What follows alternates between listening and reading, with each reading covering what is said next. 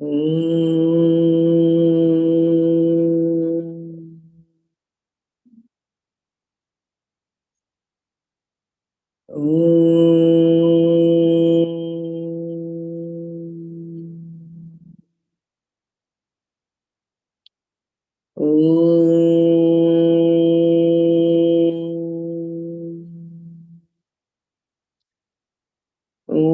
ब्रह्मानन्दं परमसुखदं केवलं ज्ञानमूर्तिं द्वन्द्वातीतं गगनसदृशं तत्त्वमस्यादिलक्ष्यम् एकं नित्यं विमलमचलं सर्वधी साक्षिभूतं भावातीतं त्रिगुणसहितं सद्गुरुं तं नमामि। श्रुतिस्मृतिपुराणानाम् आलयं करुणालयं नमामि भगवत्पादं शङ्करं लोकशङ्करं शङ्करं शङ्कराचार्यं केशवं बादरायणं सूत्रभाष्यकृतौ वन्दे भगवन्तौ पुनः पुनः सदाशिवसमारम्भां शङ्कराचार्यमध्यमाम् अस्मदाचार्यपर्यन्तां वन्दे गुरुपरम्पराम् वन्दे गुरुपरम्पराम्। ॐ सहना भवतु सहनौ भुनक्तु सह वीर्यङ्करवावहै तेजस्विनावधीतमस्तु मा विद्विषावहै। ॐ शान्ति शान्ति शान्तिः। नारायणं नमस्कृत्य नरं चैव नरोत्तमं देवीं सरस्वतीं व्यासं ततो जयमुदीरयेत्। Jai Gurudev. Today, before we begin chapter 9, I thought we'll chant chapter 8 full, and I have the summary of the chapter 8 in the sense all the shlokas that are the Gita home study shlokas. So I thought we'll just do that before we go to chapter 8. So Bela, maybe you can chant chapter 8 first, and then we'll do this, and then we'll proceed to chapter 9. Okay, Brahmaraji, I will just chant chapter 8. Yeah, chapter 8 you can chant. And okay, धन्यवाद.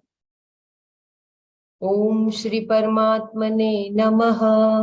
अथ अष्टमोऽध्यायः. अक्षर परब्रह्म योगो नाम. अर्जुन उवाच किं तद् ब्रह्म किमध्यात्मं किं कर्म पुरुषोत्तम अधिभूतं च किं प्रोक्तम् अधिदैवं किमुच्यते अधियज्ञ कथं कोत्र देहेऽस्मिन् मधुसूदना प्रयाणकाले च कथं ज्ञेयोऽसि नियतात्मभिः. श्रीभगवानुवाच अक्षरं ब्रह्म परमं स्वभावोऽध्यात्ममुच्यते भूतभावोद्भवकरः विसर्ग कर्म संज्ञितः अधिभूतं क्षरो भावः पुरुषश्चाधिदैवतम् अधियज्ञोऽहमेवात्र देहे देहभृत्वर अन्तकाले च मामेव स्मरन् मुक्त्वा कलेवरम् यः प्रयाति समद्भावं याति नास्त्यत्र संशयः. यं यं वापि स्मरन् भावं त्यजत्यन्ते कलेवरं तं तमेवैति कौन्तेय सदा तद्भावभावितः. तस्मात् सर्वेषु कालेषु मामनुस्मर्य च मय्यर्पितमनो बुद्धिः मामे वैश्यस्य संशयम् अभ्यासयोगयुक्तेन चेतसा नान्यगामिना परमं पुरुषं दिव्यं याति पार्थानुचिन्तयन् कविं पुराणमनुशासितारम् अणोरणीयां समनुस्मरेद्यः सर्वस्य धातारमचिन्त्य रूपं मादित्यवर्णं तमसः परस्तात् प्रयाणकाले मनसाचलेन भक्त्या युक्तो योगबलेन चैव भ्रुवोर्मध्ये प्राणमावेश्य सम्यक् सतं परं पुरुषमुपैति दिव्यम् यदक्षरं वेदविदो वदन्ति विशन्ति यद्य तयो वीतरागाः यदिच्छन्तो ब्रह्मचर्यं चरन्ति तत्ते पदं संग्रहेण प्रवक्ष्ये सर्वद्वाराणि संयम्य मनोहृदि निरुध्य च मूर्ध्न्याधायात्मनः प्राणम् आस्थितो योगधारणाम् ओमित्येकाक्षरं ब्रह्म व्याहरन् मामनुस्मरन् यः प्रयाति त्यजन् देहं स याति परमां गतिम् अनन्यचेता सततं यो मां स्मरति नित्यशः तस्याहं सुलभ पार्थ नित्ययुक्तस्य योगिनः मामुपेत्य पुनर्जन्म दुःखालयमशाश्वतम् नाप्नुवन्ति महात्मानः संसिद्धिं परमां गताः आब्रह्मभुवनालोकाः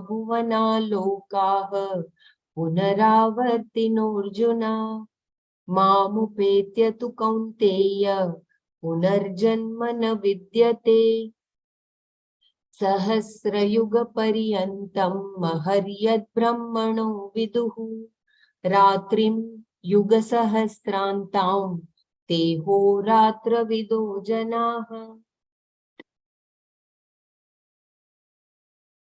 अव्यक्ताद्व्यक्तयः सर्वा प्रभवन्त्यहरागमे रात्र्यागमे प्रलीयन्ते तत्रैवाव्यक्तसंज्ञके भूतग्रामस एवायं भूत्वा भूत्वा प्रलीयते रात्र्यागमे वश पार्थ प्रभवत्यहरागमे परस्तस्मात्तु भावोऽन्यः व्यक्तो व्यक्तात् सनातनः यः स सर्वेषु भूतेषु नश्यत्सु न विनश्यति अव्यक्तोऽक्षर इत्युक्तः तमाहुः परमां गतिम् यं प्राप्य न निवर्तन्ते तद्धाम परमं मम पुरुषः स परः पार्थ भक्त्या लभ्यस्त्वनन्यया यस्यान्तस्थानि भूतानि येन सर्वमिदं ततम् यत्र काले त्वनावृत्तिः आवृत्तिं चैव योगिनः प्रयाता यान्ति तं कालं वक्ष्यामि भरतर्षभ अग्निर्ज्योतिरः शुक्लः षण्मासा उत्तरायणम् तत्र प्रयाता गच्छन्ति ब्रह्मविदो जनाः धूमो रात्रिस्तथा कृष्णः षण्मासा दक्षिणायनम् तत्र चान्द्रमसं ज्योतिः योगी प्राप्य निवर्तते शुक्लकृष्णे गतीयेते जगतः शाश्वते मते एकया यात्यनावृत्तिः अन्यया वर्तते पुनः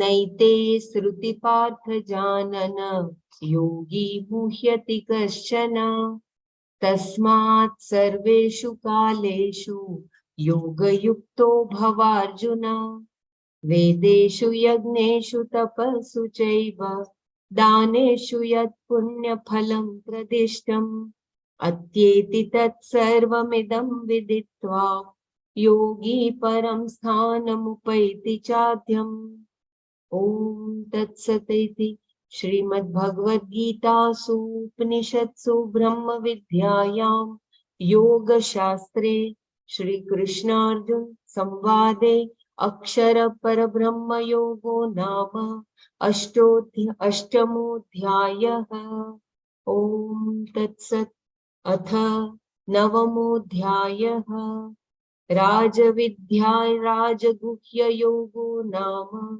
श्रीभगवानुवाच इदं तु ते गुह्यतमं प्रवक्ष्याम्यनसूयवे ज्ञानं विज्ञानसहितं यज्ज्ञात्वा मोक्ष्यसे शुभात्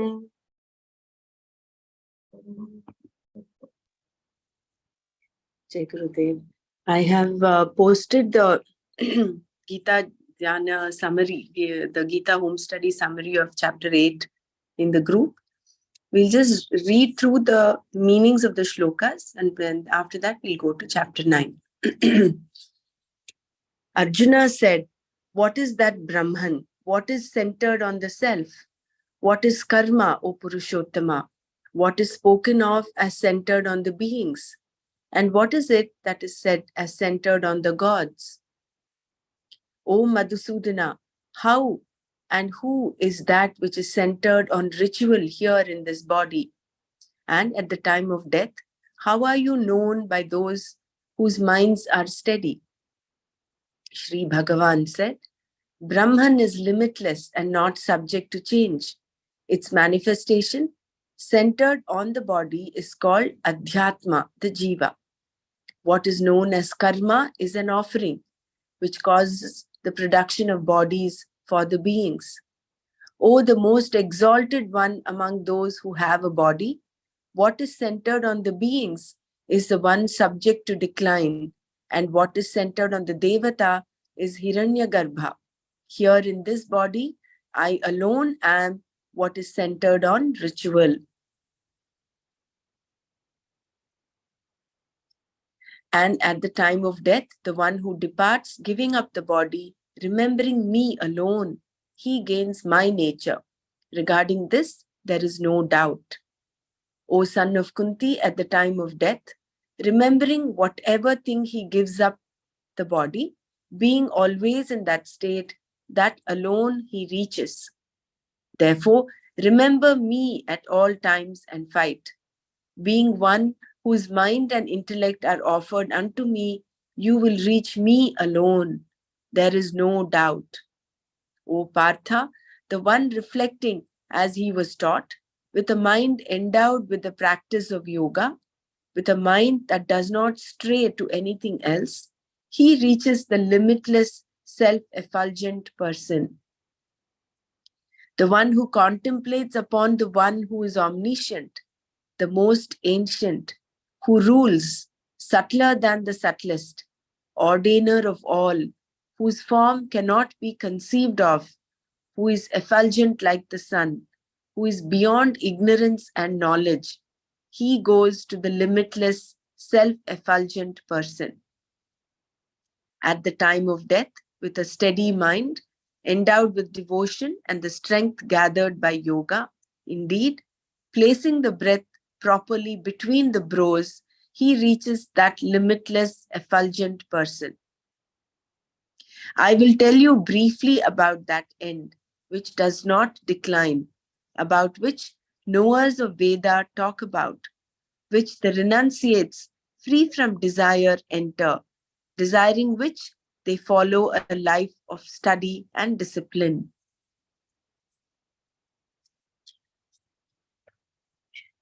Closing all the sense organs and withdrawing the mind into the heart, placing his breath at the top of his head and remaining holding his breath by yoga, chanting the single syllable Om, which is Brahman, giving up the body, the one who departs remembering me goes to the most exalted end.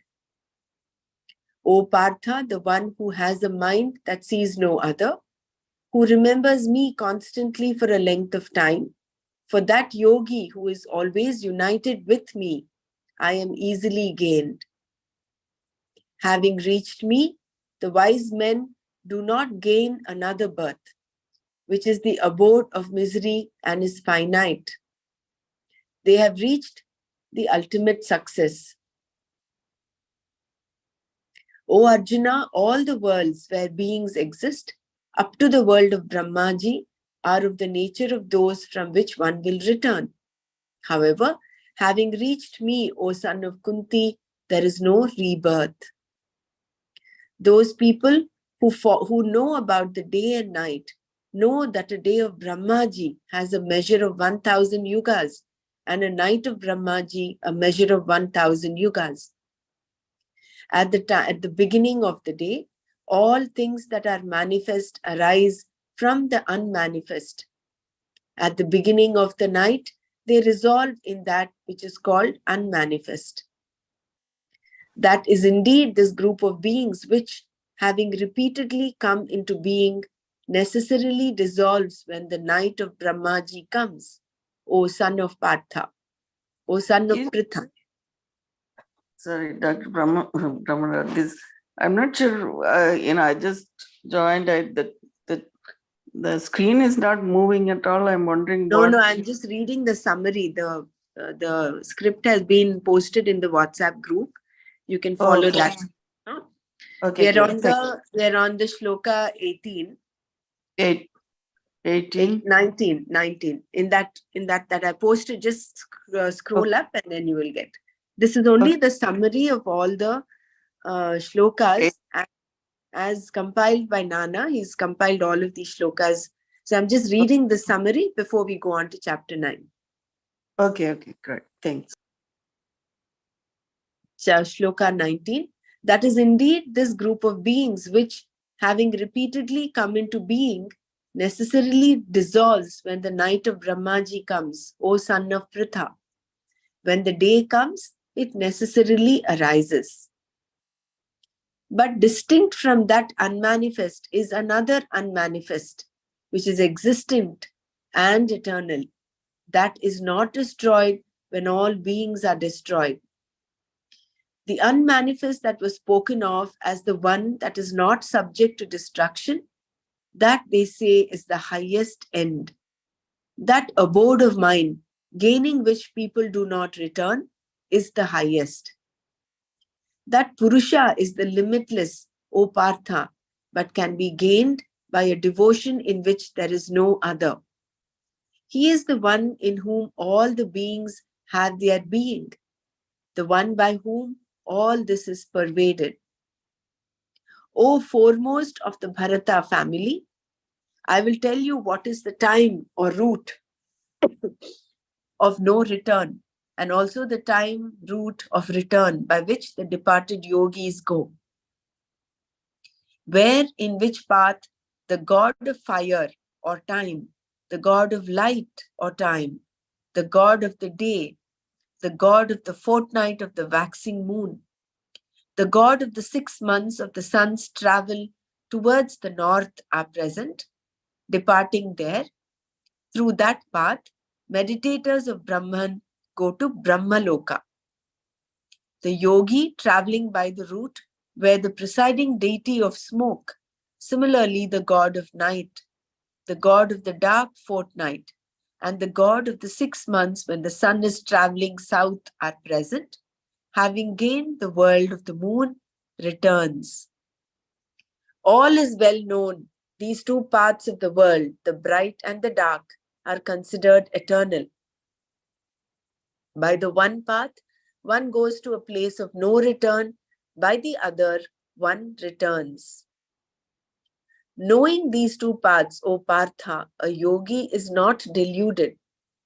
Therefore, at all times, may you be united to yoga, Arjuna. The yogi, knowing this, the answers to Arjuna's questions at 1 and 2, shlokas 1 and 2, goes beyond all things taught by the Shastra, with reference to the results of good actions, which abides in the study of the Veda, the rituals, disciplines, and charities. And he reaches the primal cause of creation, which is the highest state. Om Tat Sat.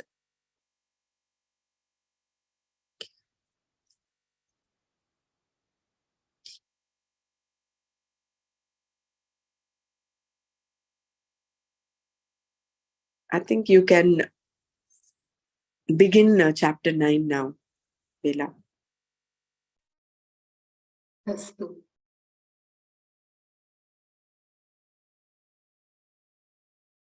The king of all knowledge, chapter 9, the king of all knowledge, the king of secrets.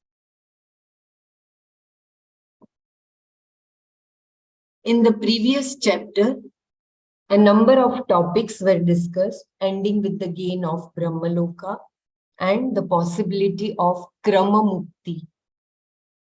In this, a person meditates upon a form of the Lord for the sake of moksha. As a result, he reaches Brahmaloka, where he can be taught by Brahmaji that he is limitless Brahman, the cause of creation.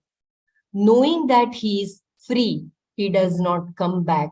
That is, there is anavritti for him, an end to the cycle of birth and death that characterizes moksha.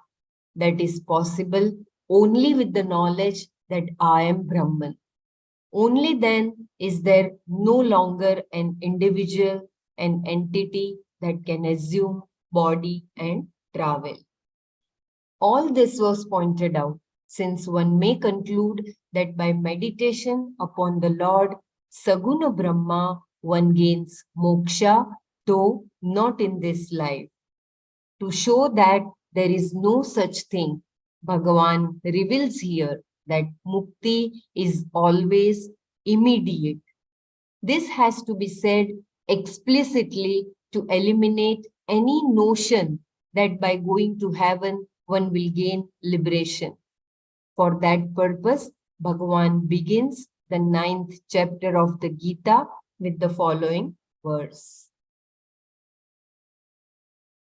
Shri Bhagavan Uvacha idam tu te guhyatamam pravakshamyanasuyave jnanam vijnana sahitam yajgnatva mokshase shubhat.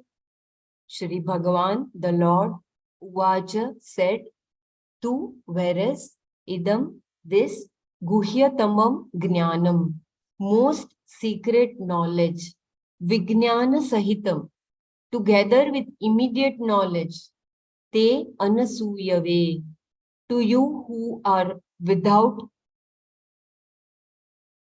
calumny. Please correct if my pronunciation is wrong. Te anasuyave means to you who are without kalmani, any, I think, kalmash. Pravakshami. Calumny? Calumny. Calumny, yeah. Calumny. Sanskrit word kalmash. Without anasuyave, te anasuyave, those to you who are without calumny. Astu. Pravakshyami, I will explain clearly and in detail. Yat gnatva, knowing which, moksha se, you will be liberated, ashubhat, from all that is inauspicious. Shri Bhagavan Vacha, tu idam guhyatamam jnanam vijnana sahitam te anasuyave pravakshyami yat gnatva moksha se ashubhat. Shri Bhagavan said, whereas I will explain clearly and in detail to you who are without calumny, this most secret knowledge together with immediate knowledge, knowing which you will be released from all that is inauspicious. I repeat, Shri Bhagavan said, whereas I will explain clearly and in detail to you who are without calumny, this most secret knowledge together with immediate knowledge, knowing which you will be released from all that is inauspicious. The word Vakshyami means I will explain. The prefix pra enhances the meaning of the verb. Therefore, pravakshyami means I will explain in detail, clearly. Explain what? Idam, this. Since Bhagwan is just starting this chapter, how can he use the word this, a pronoun that usually refers to something directly in front of you? Here, while introducing the topic, he says this. But the pronoun can also be used to refer to a topic already begun, which is now being further discussed. And it can be used when you have something in mind, which you are going to explain. Just as when you say, when I went to New York today, I met this man. This man is someone you have in your mind whom you are going to talk about. Shankara says, having brought to his mind tat buddhau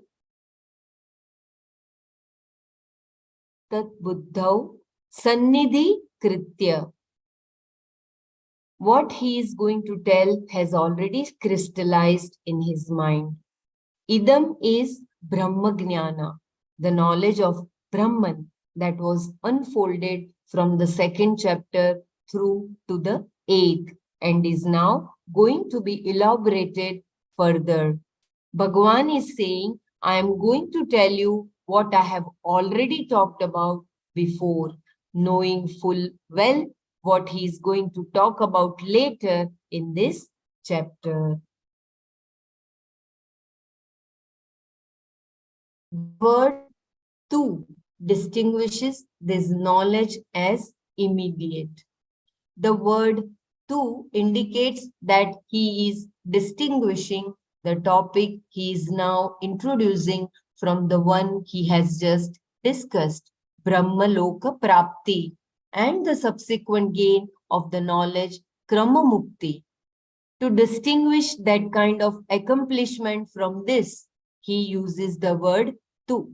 The distinction being that the knowledge he is unfolding here is to be gained right now and not later. If you are already Brahman, why should you wait to go to Brahmaloka to know that? Such a beautiful question. I repeat the question. If you are already Brahman, why should you wait to go to Brahmaloka to know that? The vision of the Gita is that you are Brahman, and once you know that, you are free. Everyone wants to be free. If one claims to be interested in something else, he is just confused about what he really wants. This confusion has to be resolved so that he can understand right now that he is Brahman. You are already Brahman, and that is exactly what you want to be. In the vision of the Shastra, you are totally acceptable.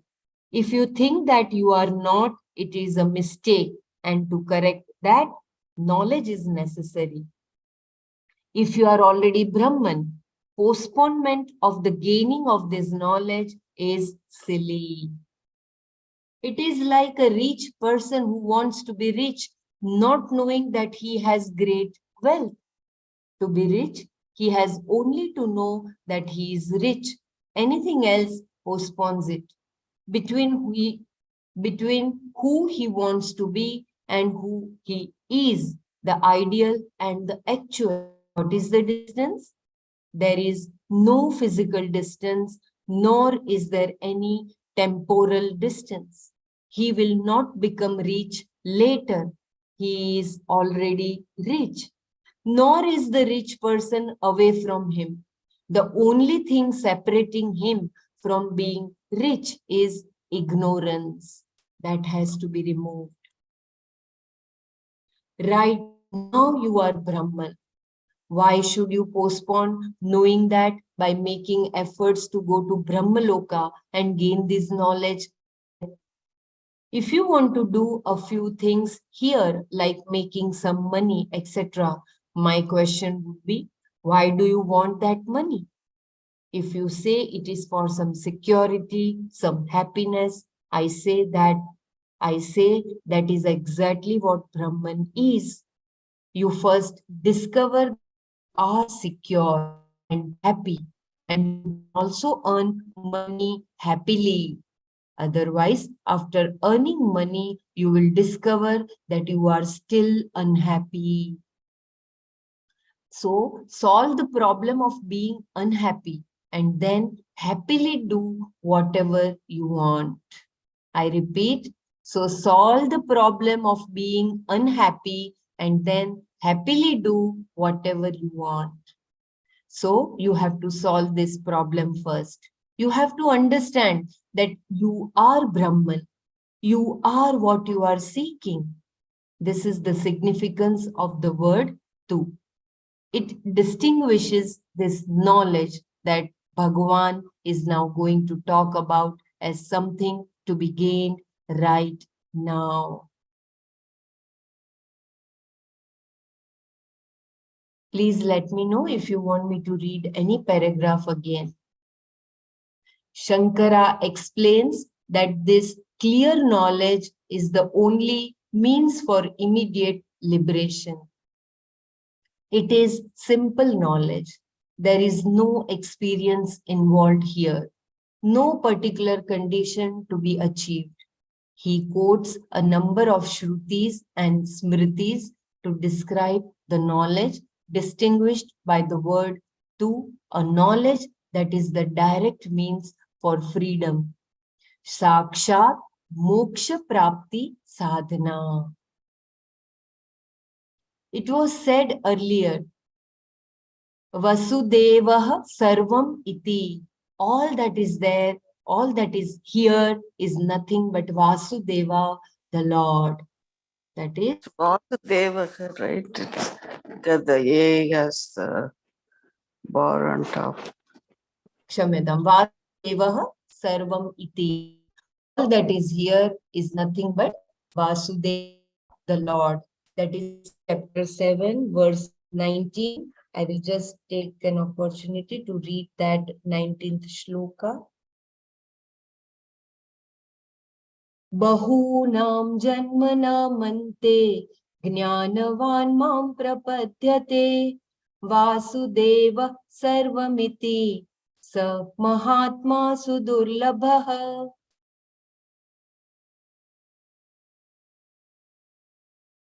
This entire creation is non-separate from the Lord. Since nothing is separate from that Lord, you are the Lord. You are the total. This knowledge liberates you. Vasudeva Sarvam is not a belief. It is knowledge, a fact to be understood. It is said in the Chandogya Upanishad, Atmaiva idam sarvam. All this is Atma, yourself. That is from the Chandogya Upanishad 7:25-2. Atmaiva idam sarvam. All this is Atma, yourself. The whole world, sun, moon, stars, known and unknown, is not separate from you. What else can be said about you? You are everything. You are limitless, infinite. Everything is you. And again, the Chandogya Upanishad says, Ekam eva advitiyam. That is again from the Chandogya Upanishad 6. Chandogya Upanishad says, Ekam eva advitiyam. So the first is Atmaiva idam sarvam. Another is Ekam eva advitiyam. One that is non-dual, alone. And knowing that I am that Atma, which is everything, there is freedom from all sense of limitation and one is free. This is moksha. The same idea is also expressed negatively by the Shruti when it says that those who do not know this fact about the Atma suffer a life of limitation. Atha ye anyatha ato viduha anya rajanah te क्षयलोकः भवन्ति. क्षयलोकः भवन्ति. Kripya kshamyatam if I am pronouncing it wrong. Kindly correct me. Atha ye anyatha ato viduha anya rajanah te kshayalokaah bhavanti. Those who look upon themselves as other than Brahman are subject to experience that perish. They are subject to experiences that perish. So, Kshayalokaha bhavanti. Those who consider themselves as Alpagnyaha, Kinchidagnaha, Dukhi, not part of Brahman, they experience that those experiences that perish. When you describe moksha, bondage is very clear. Still, it is spelled out. In English, we say it is expressed unequivocally. In clear terms, the Shastra says that the one who looks upon himself as other than Brahman delivers himself into the hands of death, and one who understands that he is Brahman is free. I repeat, in clear terms, the Shastra says that the one who looks upon himself as other than Brahman delivers himself into the hands of death, and one who understands that he is Brahman is free.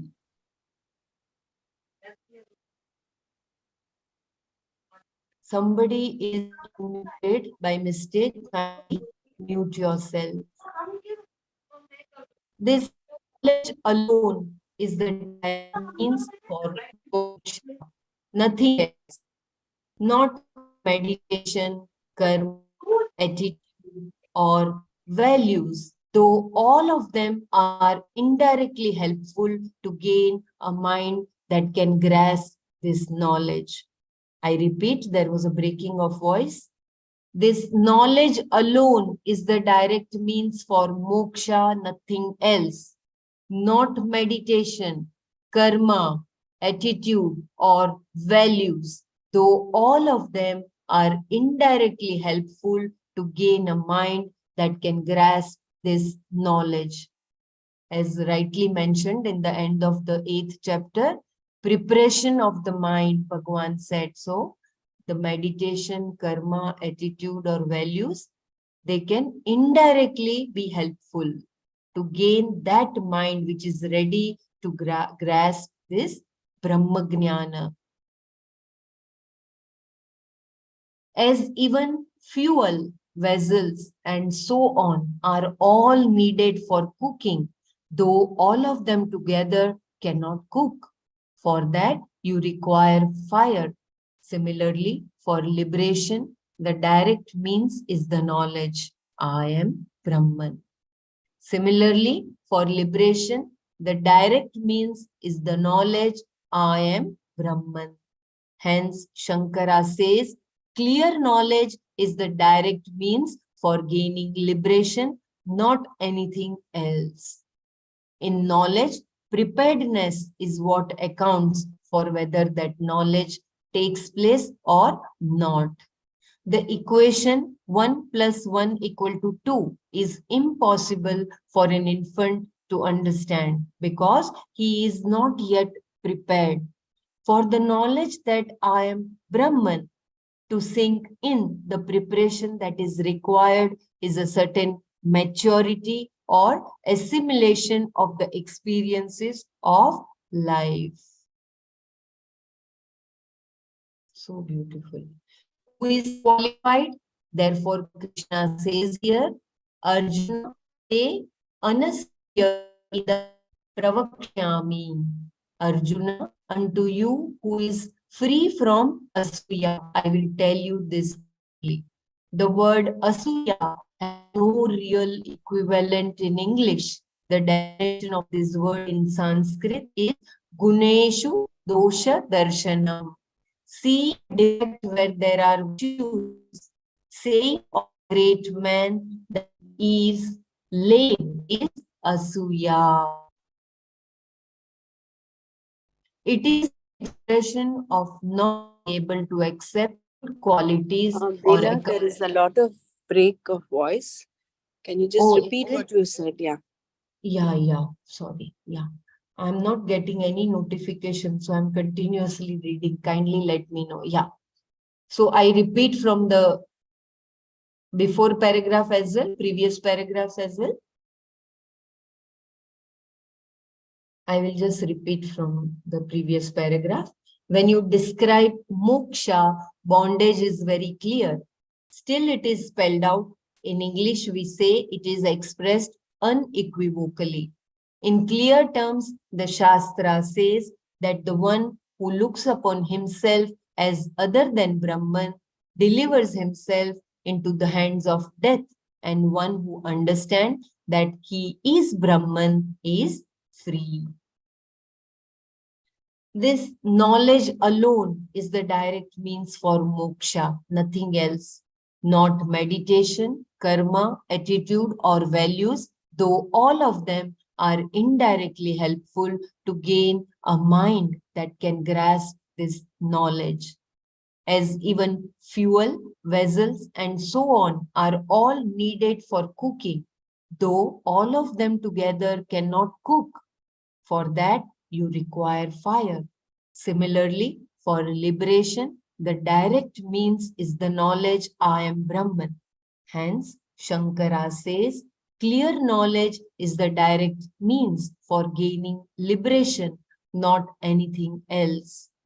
In knowledge, preparedness is what accounts for whether that knowledge takes place or not.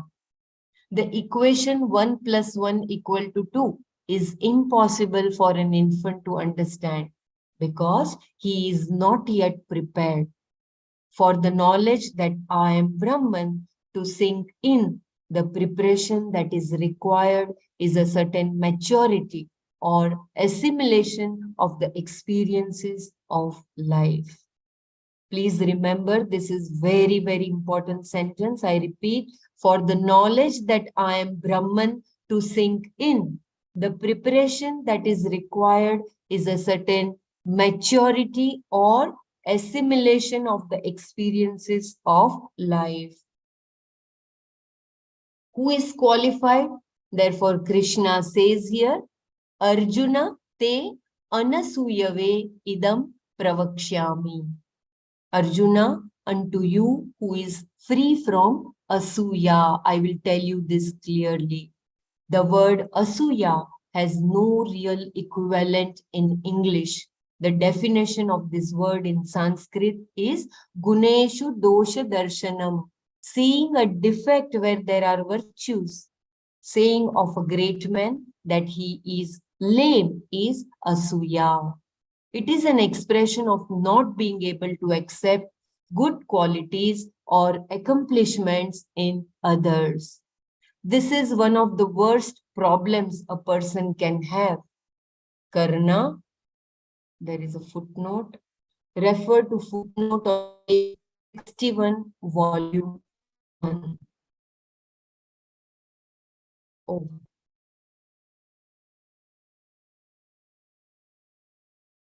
Karna, a man of great virtue, had this problem.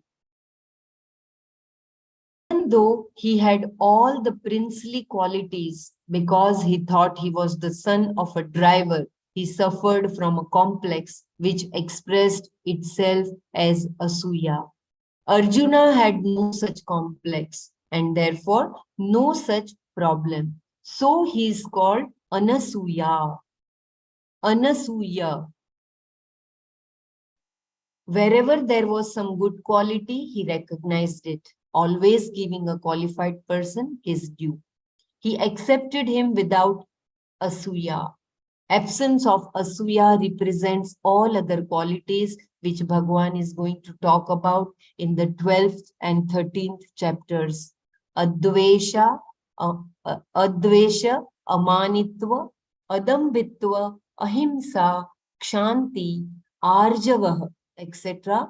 All are implied by this one word, Anasuya, and they qualify Arjuna for this knowledge.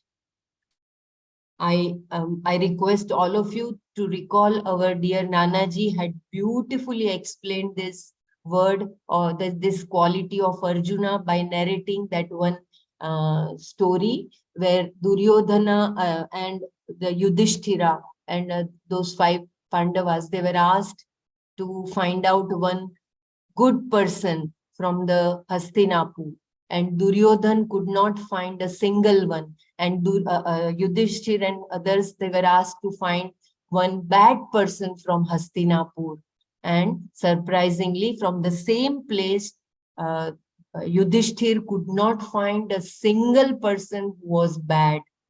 The way we perceive the world depends upon our own perception. So Arjuna is here, Anasuya, who is not able to see anything bad in others. He always finds good virtues in everybody around him. Guneshu dosha darshanam. The secret nature of this knowledge. About this knowledge, Bhagavan says further that it is the greatest secret. Guhyatama. Guhya means secret, and the affix tama added to it makes it a superlative, the greatest secret. Why is it the greatest secret? There are various reasons. Even if it is taught, it is not understood. The fact about it is that no matter how many times you may tell it, rarely does anyone understand. It remains a secret in spite of being revealed. And even if it is understood, there are certain things that inhibit the assimilation of the knowledge. Therefore, it is the greatest secret, Guhyatama. The preparedness for it is the greatest thing you can accomplish in life. You require maturity, which does not come by itself. You have to work on it. That is why it has been said that you need not protect Vedanta. It guards itself like the formula on relativity, E is equal to mc square. You can write it down 100 times and yet not understand what it means. One has to reach a point from where he can understand, and that requires a lot of preparation. Therefore, this knowledge is Guhyatama.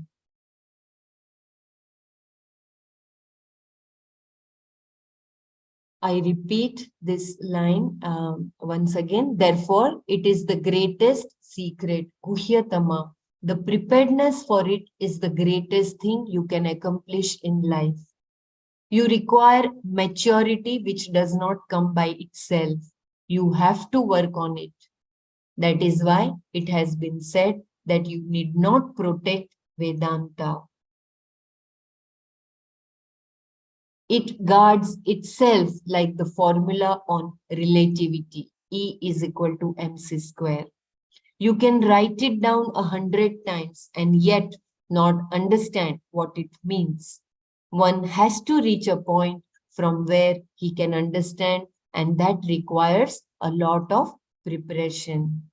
Therefore, this knowledge is guhyatama. It is outside of our known means of knowledge.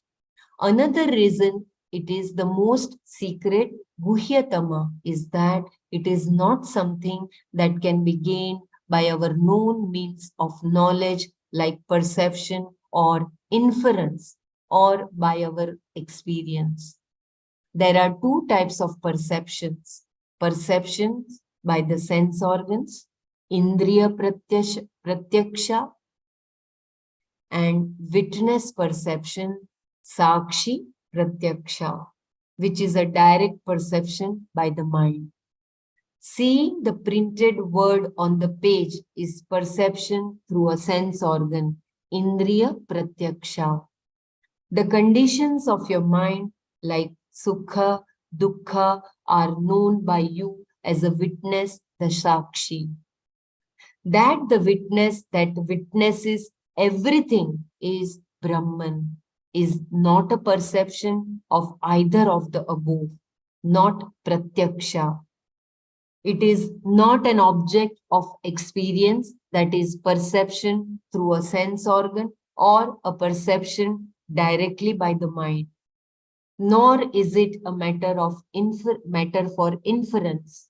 Therefore, there is no way of knowing that I am Brahman unless you have another pramana, means of knowledge. And that pramana by which this knowledge is gained is Shabda, the words of the Shastra. Thus, because it is not available for any known pramana, and because it is only through the teaching that you can gain this knowledge, it is Guhyatama. I repeat this paragraph.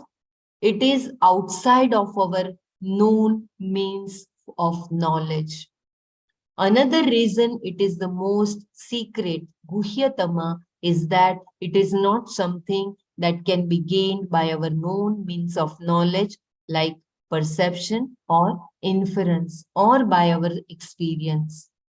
There are two types of perceptions, perception by the sense organs, Indriya Pratyaksha, and witness perception, Sakshi Pratyaksha, which is a direct perception by the mind.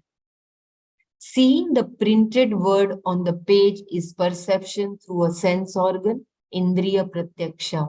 The conditions of your mind, like Sukha, Dukkha, are known by you as a witness, the Sakshi. That the witness that witnesses everything is Brahman, is not a perception of either of the above, not Pratyaksha. It is not an object of experience, that is, perception through a sense organ or a perception directly by the mind, nor is it a matter for inference. Therefore, there is no way of knowing that I am Brahman unless you have another pramana, means of knowledge. And that pramana by which this knowledge is gained is Shabda, the words of the Shastra. Thus, because it is not available for any known pramana, and because it is only through the teaching that you can gain this knowledge, it is Guhyatama. It is most valuable. Another thing that makes it the greatest of secrets is its worth. What is sacred or precious secret? You cannot large emerald as a table weight. It will disappear in no time. Anything that is precious or rare is kept secret. So saying that it is the most secret is saying that it is the most precious. I repeat, it is most valuable.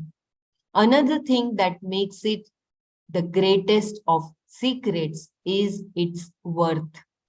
What is sacred or precious is always secret. You cannot keep a large emerald as a table weight. It will disappear in no time. Anything that is precious or rare is kept secret. So saying that it is the most secret is saying that it is the most precious. Jnanam Vijnana Sahitam Te Pravakshyami. This knowledge I am going to give you, which is the knowledge of Brahman as yourself, is also Vijnana Sahita. I am not simply going to state that there is Brahman. I am going to prove that you are Brahman. That is what is meant by the statement Vijnana Sahita. I will bring to you an immediate appreciation of this knowledge as yourself. What will I gain from it? Suppose I tell you a secret like the crows have no teeth. What do you get out of it? When I say you are Brahman, you can say, if I am Brahman, let it be so. What difference does it make to me? The fact is, knowing that you are Brahman, you are everything, you will be free from all things that are inauspicious. Moksha se ashubhata. You will be free from ashubha, what is not auspicious, not desirable. You will be released from sorrow, from inadequacy, smallness, and from the bondage of the self. In short, from samsara. You will be free from a life of becoming. I repeat, this is such a beautiful takeaway. What will I gain from it? Suppose I tell you a secret like the crows have no teeth. What do you get out of it? When I say you are Brahman, you can say, if I am Brahman, let it be so. What difference does it make to me? The fact is, knowing that you are Brahman, you are everything, you will be free from all things that are inauspicious. Moksha Ashubha. You will be free from Ashubha, what is not auspicious, not desirable. You will be released from sorrow, from inadequacy, smallness, and from the bondage of the self. In short, from samsara. You will be free from a life of becoming. Shubha means something that is ultimately good. It is often written at the end of a letter or book to indicate an auspicious conclusion. Ashubha means it is not an auspicious end. When a person dies and is released from the body, although the end takes place, it is not auspicious because it begins again. That is samsara, and from that you will be liberated. Moksha se. Ashubha can also mean doubt. Then the meaning of these words will be you will be released from doubt. So beautiful. So before we go further, do you want me to read any paragraph again? Please let me know. I'll just read the shloka once again and the meaning, and then we can close our eyes for contemplation. Shri Bhagavan idam tutamam pravamyanasuyave jnanam vijnana sahitam yajnatva shubha. Shri Bhagavan said, whereas I will explain clearly and in detail to you who are without calumny, this most secret knowledge together with immediate knowledge, knowing which you will be released from all that is inauspicious. Just try to recall that verse also, the dissociation from the association with dukkha. We will close our eyes and just try to contemplate for a few minutes, and then we will express our takeaways.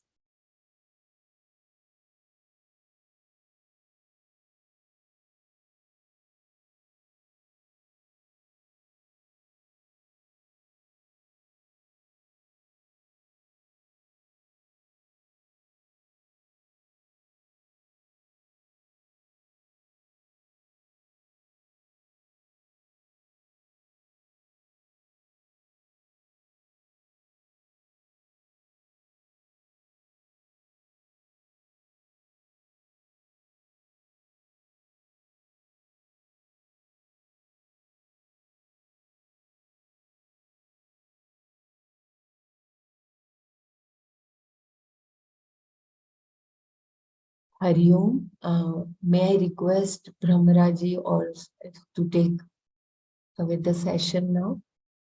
I can continue sharing the screen. Let us share our takeaways. My takeaway that this knowledge is immediate. You do not require any effort. It is just like when the baby cub is lost in the herd of the sheep, he starts just meowing. He starts behaving like a sheep. But once he is shown his own reflection that who he is, he starts roaring immediately. He doesn't need any effort to become lion. He is already the lion. So that is my takeaway. Kindly share your takeaways.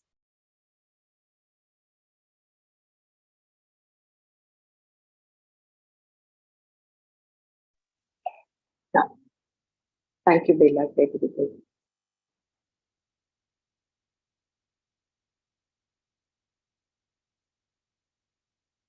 So there are few, this chapter 9 actually talks of the greatest of secrets. Raja Vidya Raja Guhyam. It is the secret of secrets. And it is given to Arjuna because he is Anasuya. That is such an important characteristic and qualification to get this knowledge. Asuya is finding a fault with when there is no fault, finding a fault even when there is a virtue. Anasuya is the one who does not have this, who sees goodness everywhere.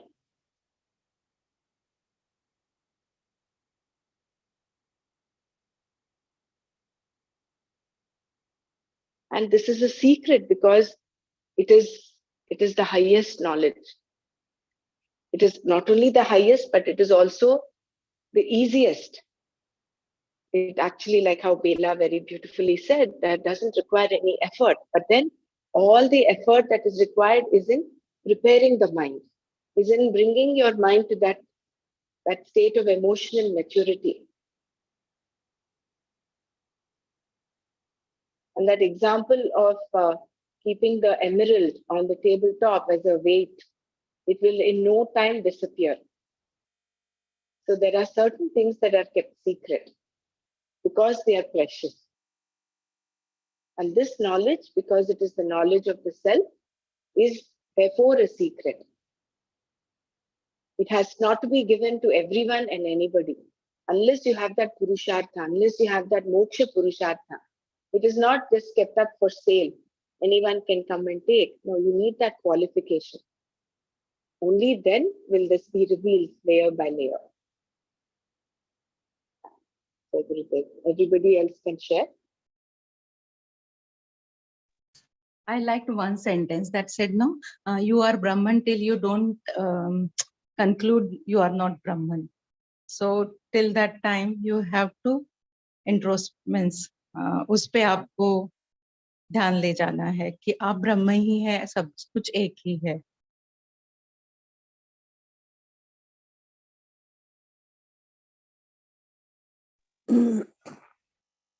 Yeah, like if you're already Brahman, why do you want to go to Brahmaloka? Right? That was the question.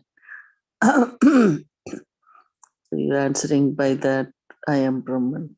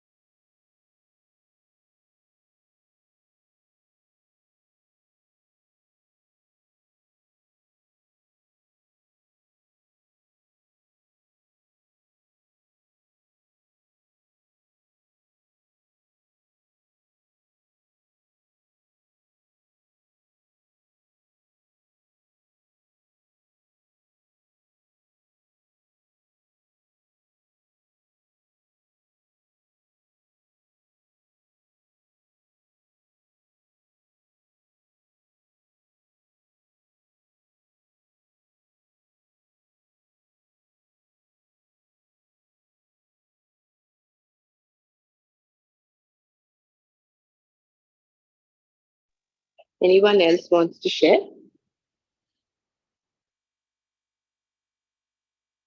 Even from the summary of the 8th chapter, if anyone wants to share. Akshara Parabrahma Yoga. It's good for us to share at least one takeaway. That is how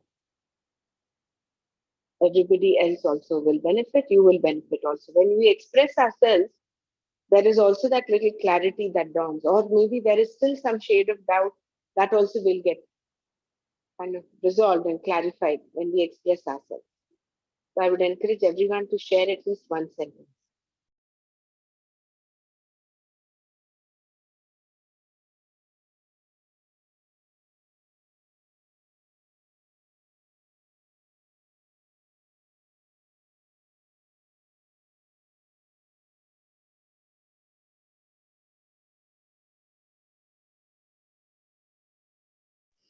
That one paragraph that says very clearly, it was said earlier, Vasudevaga Sarvamiti.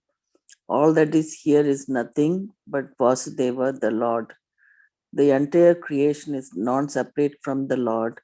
Since nothing is separate from that Lord, you are the Lord. You are the total. This knowledge liberates you.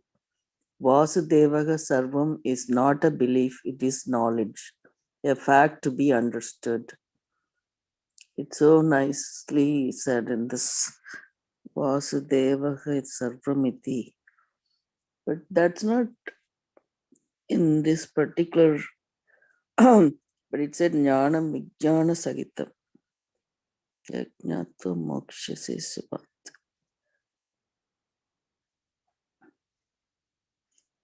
That's really nice. Dr. Sadhana, I have written in the chat. Yeah, I've just seen that. Basically, it is Aham Brahmasmi. I am Brahman is being explained in detail, and we're looking for him outside. Yeah, true. Like yesterday when we read Satya, Satya is the cause of everything, the cause of the causes.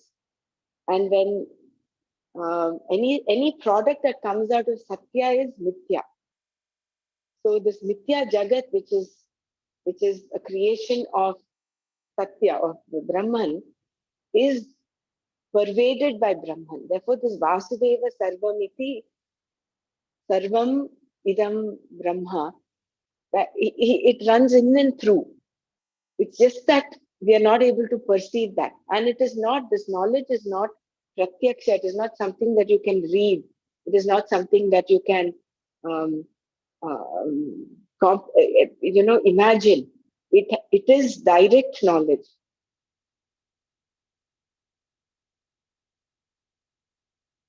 It is because it is you. Because from the time we are born, we are only exposed to knowledge as in some form of pratyaksha knowledge, like 2 plus 2 equals 4, or A, B, C, D, all of that. That is something we see or something we infer. But this knowledge is knowledge that you are that. This requires assimilation of this, and therefore you cannot have any other means of knowledge except Shabda, except that Shabda Pramana is the only way that that will take you to this. And like in the previous chapters we read, even the Shabda Pramana, even these Mahavakyas like Aham Brahmasmi or Tattvamasi, they help you to a certain extent. And after that, they also dissolve. They also disappear and then leave you with that recognition of Brahman. But for that, all the effort that is required is in the preparation. We're all in the preparatory stage.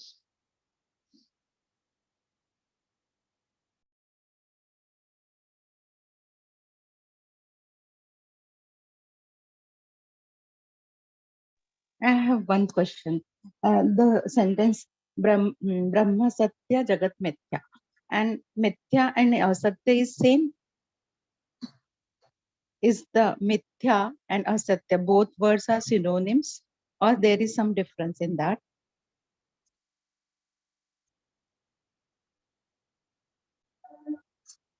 No, there is a difference. No, Satya is what is Asatya, existent. Asatya Mithya means is always moving, yeah, always changing. Asatya means it is no. not Ha.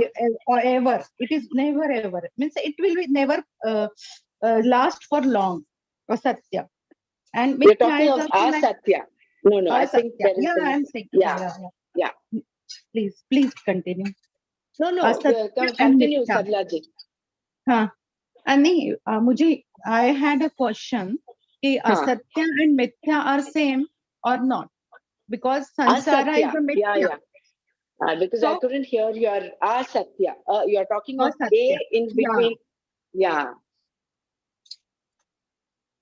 So asatya and mithya are same. I think there is a slight difference because it is like Hmm.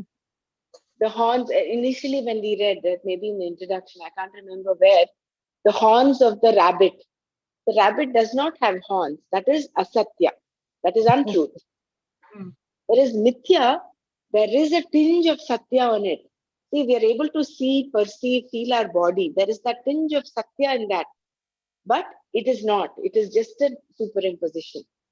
Okay. Thank So mithya is like the mirage.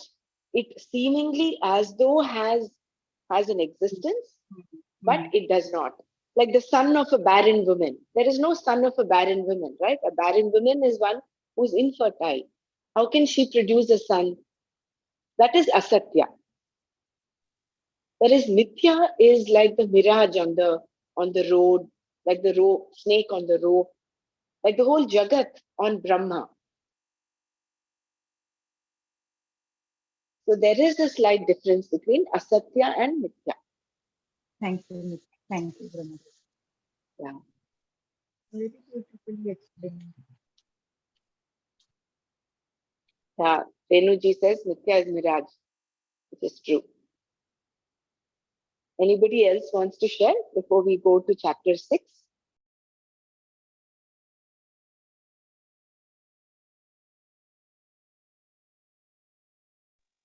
So basically, asatya is it was never there, it is never there, it will never be there, asatya. And mithya is appearance, which looks it is there, that is mithya, apparent thing.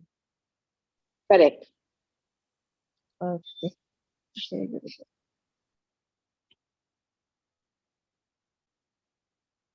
That is because of the power of Maya. Ya ma sa Maya. That is what that is not, but which appears as is Maya. And someone very beautifully said, why is Maya so powerful? It is because it is Brahma's creation. Brahma in the sense Parabrahma's creation. He is himself, he's got all those 6 attributes. Bhagavan has all those, the all knowing, all powerful, dispassionate, has all the Aishwarya. So all those, so from that all powerful uh, substratum, Maya comes up. So Maya is therefore equally powerful. In Mahabharata, that one Maya, the Sabha they created, right? Maya Sabha, yeah. Yeah, when you see it, even the drama, I mean, it looks so real, right? I Yeah, mean, that yeah, that water, thinking it's not. very true. Yeah. So we are. Can you imagine with that Param Brahma created this Maya? How effective that is. That we are all in that Maya. What do you call that? Like as if the fisherman throws a net and you kind of get caught in that one, like that. Um, that's we have to get out of that Maya. So then you realize who you are, and that be the yeah. And Mm. after coming on this path also, so many million number of times, we justify all these dimensions of Maya. नहीं ये तो करना पड़ेगा, this is to be done, this is our this thing, tradition and what not, under different names. We keep on reeling in the Maya only. Jai Gurudev. This Yeah, path is very it's slippery. still, we are in the same, as one person, you can't get away, right? Like you still have to live in the world and trying to get out of that. But then again, you got to detach. But at the same time, you have to be in the same spot where you are and detach yourself. That's gonna take some time. Um, you know, hopefully we'll do that soon. Yeah, Bhagwan gives us the guarantee, no? All we Mm, have to do is stay on the path. right. Continue being a karma yogi, continue doing our abhyasa, our dhyana, and work on our raga dveshas. Being a karma yogi itself will take care of our raga dveshas. So all Yeah. this knowledge is ultimately to bring us to that state of preparedness where we have that antakarana shuddhi and that antakarana naischalya. Both bahiranga sadhana, that is karma yoga, and antaranga sadhana, which is dhyana yoga. Both together with Say ananya bhakti. Yeah, with Bhakiranga sadhana, bahiranga sadhana, bahi is outside, right? external sadhana. That is all the actions we do, all our karma yoga, Karma. all Okay. how we deal with people, how we deal with our own job, our own activity outside, right? That is bahiranga sadhana. Antaranga is inside, within. Mm, Antaranga sadhana is dhyana yoga, mm, which is meditation. right. Right. And this we need to do with that ananya bhakti and drida sankalpa and with utmost faith, with that shraddha. Because sometimes on the path, you might say, oh, I'm doing so much, but I'm still back to square one. What is the use of all this? That might happen. So when that happens, that is when you have to keep your faith strong. It doesn't matter. Somebody Because challenge. basically that your goal, right? I mean, Yeah, you to realize yourself that correct. it's you set that goal and that Mm, making the and steady in that goal, and correct. whatever comes, you have to keep pursuing that. So we'll Yeah. go to chapter. Anything else?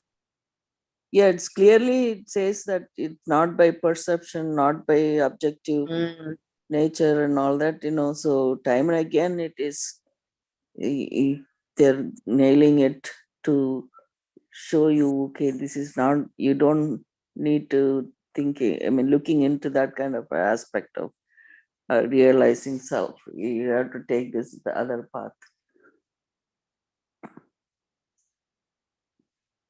Yeah. yeah. Yeah. Are you Yeah, all able to see the that's screen? yesterday. So I'm not sure what we are doing in the 6th chapter today. We did shloka 31 yesterday. I'll just read that shloka once. सर्वभूतस्थितं यो मां भजत्येकत्वमास्थितः सर्वथा वर्तमानोऽपि स योगी मयि वर्तते. The one who gains the vision, having gained the oneness of me, abiding in all beings, that yogi abides in me, whatever he or she does. So this is the verse that it's a continuation of the last two verses, discussing the person who has the vision of the oneness of Atma in all beings. So all that is being restated. Mam sarva bhuta sthitam yo bhajati. This refers to the one who gains the vision, the one who has this vision of Ishvara, which abides in all beings. Like we read, we just discussed Vasudevam Sarvamiti. And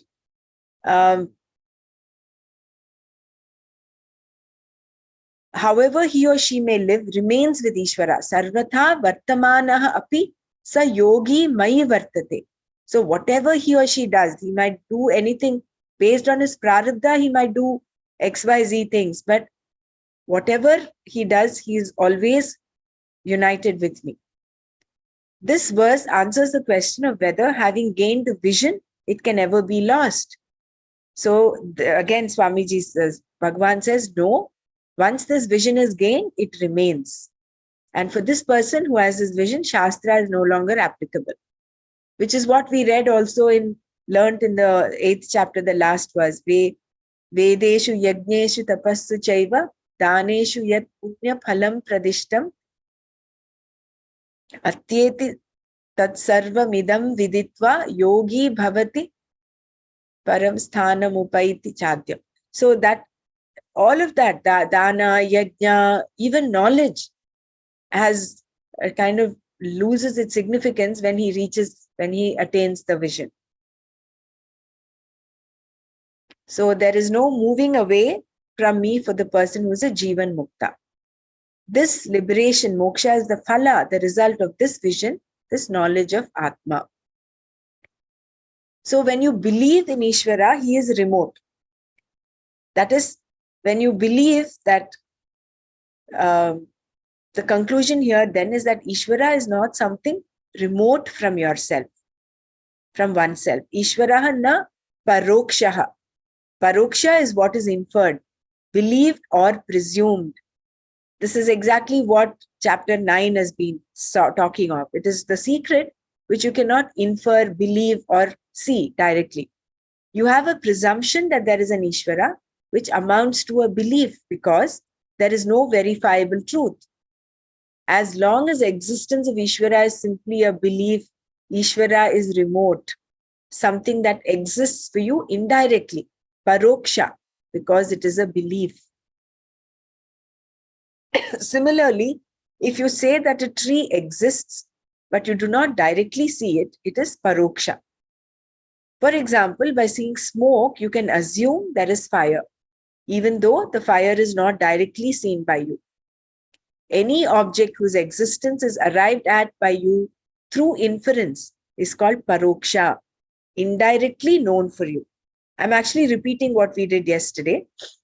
Whereas anything that is sensorily perceived, anything you see, hear, smell, taste, or touch, is called pratyaksha. So when I hold a piece of crystal, knowing it is crystal, it is pratyaksha for me. But for you, it will be paroksha if you do not know whether it is crystal or glass. You can infer it is crystal until you feel the weight of it, and then you will know. The point to be understood here is what is directly perceived is called pratyaksha, and what is indirectly arrived at is called paroksha. Ishvara cannot be pratyaksha. If Ishvara could be directly perceived, it would mean that he is other than yourself, anatma. Ishvara cannot be anatma because he can never be an object for you. Anatma is entirely dependent upon Chaitanya Atma. Chaitanya, that is Atma. If Ishvara were to become Anatma, he would be Mithya, and you, being Atma, would become Satya.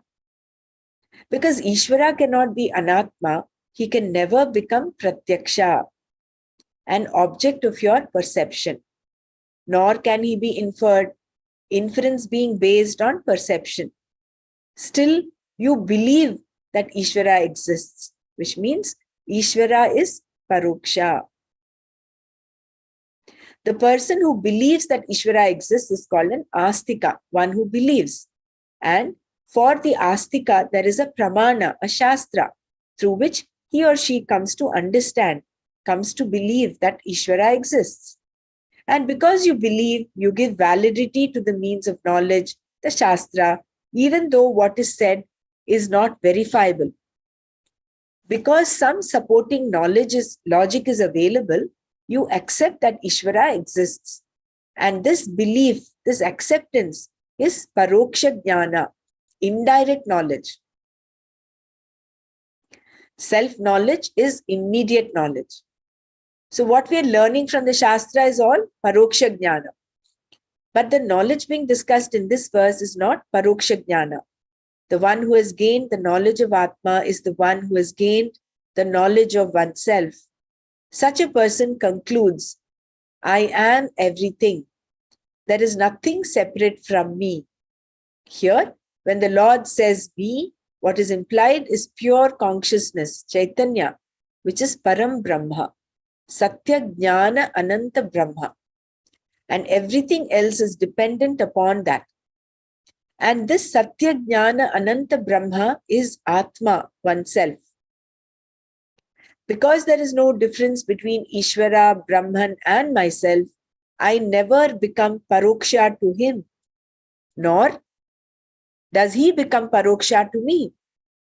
This is what we call Advaita, the non-difference, Abheda between Ishvara and the Jiva.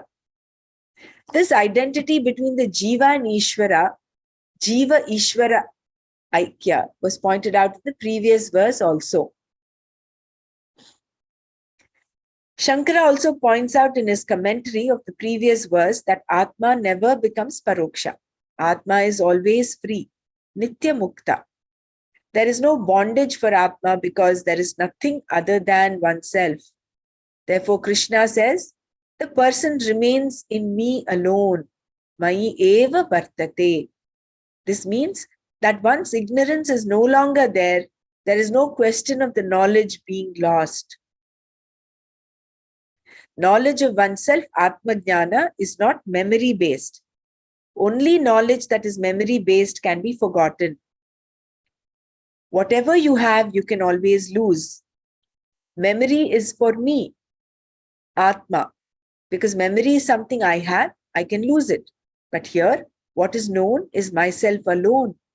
The self-ignorance I had before is gone in the wake of knowledge, wherein the self is equated with Brahman. Once gained, this knowledge is never lost. Unless Atma becomes Paroksha, there is no question of the wise person being away from me, and Atma can never become Paroksha because it is Nitya Aparoksha. It is always directly known by you. Whether you are a confused person, a discriminating person, or a jnani, Atma is never Paroksha. Samsara is directly known by the person. It is not something that is inferred. It is an experience for the person and therefore Aparoksha. As a samsari, ajnani, I am, is Aparoksha. And as a viveki, jnani, also I am, is Aparoksha. Therefore, Atma is Nitya Aparoksha, always self-evident. Being Nitya Aparoksha, Atma is Nitya Mukta, always liberated. Knowledge makes the person recognize the fact of being ever liberated. This is why the person is also called Jivan Mukta. Living, the person gains the knowledge that is liberation. Once this knowledge has been gained, let the person do whatever he wants, perform Vaidika karma or not, teach or not teach. Let the person be in any stage of life and perform any action. He or she is still with me alone. Even for the sake of argument, if such a person were to commit murder, the person would not be away from me because he or she is not a doer. The next question, of course, is, could such a person commit such actions? No, says Krishna in the next verse. Wrong action is not possible for the person. I think we'll stop here today. Let's keep whatever we read in our psyche and contemplate on that, do that churning. Atma is Nitya Aparoksha. Just like how samsara is Nitya Aparoksha. Whether it's a jnani or an ajnani, Atma is Nitya Aparoksha. The only difference is that this layer of ignorance covers this ajnani, whereas that is, the veil is removed for a jnani.